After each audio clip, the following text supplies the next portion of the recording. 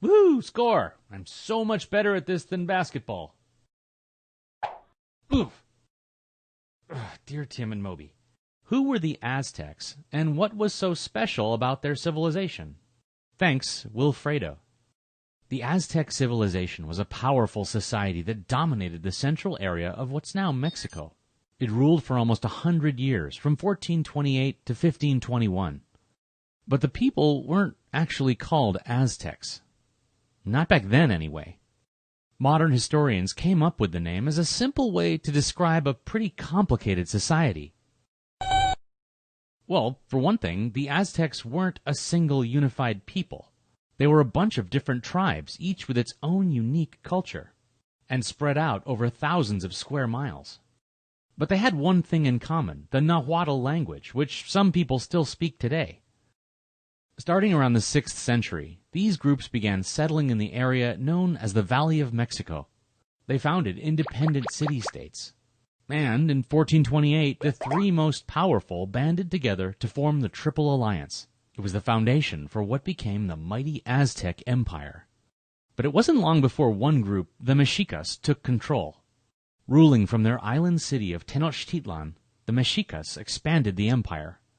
Eventually, it stretched from the Pacific Ocean to the Gulf of Mexico. The conquered peoples were allowed to rule themselves and keep their local customs. As long as they paid regular tributes to the central authority, that is. By this time, Aztec society had recorded some amazing achievements. From a few rocky islands, they'd built a metropolis of 500,000. Engineers created dams, canals, and highways that connected the entire empire. Trade networks brought goods from thousands of miles away to the north and south. Skilled farmers made gardens right on the lake's surface to keep everybody fed. And they were one of the first civilizations anywhere to send every child, rich or poor, to school. Oh yeah, they played this game called Tlachtli. The exact rules were never recorded, but we think the players used their hips or arms to knock this heavy rubber ball back and forth on a stone court. These games weren't just for fun. The losers often wound up, dead. Aztec culture practiced human sacrifice.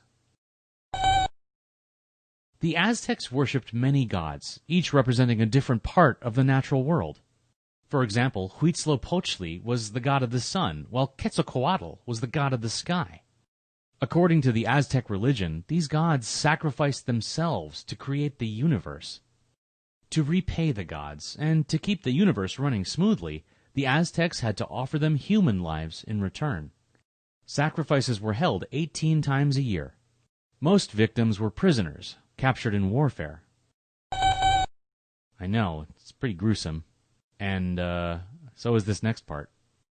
In 1519, a Spanish expedition led by Captain Hernán Cortés arrived. At first, the Aztec leader Moctezuma II sent Cortés gifts, hoping he would just go away. And that's what had happened before with other Spanish ships.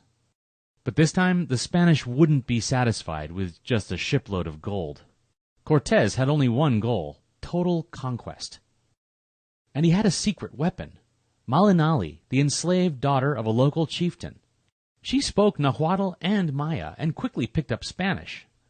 And with her translating and advising him, Cortés was able to form important alliances. He teamed up with several local tribes who were the Aztecs' bitter enemies. Still, the Aztecs were able to kick the Spanish out of Tenochtitlan at first.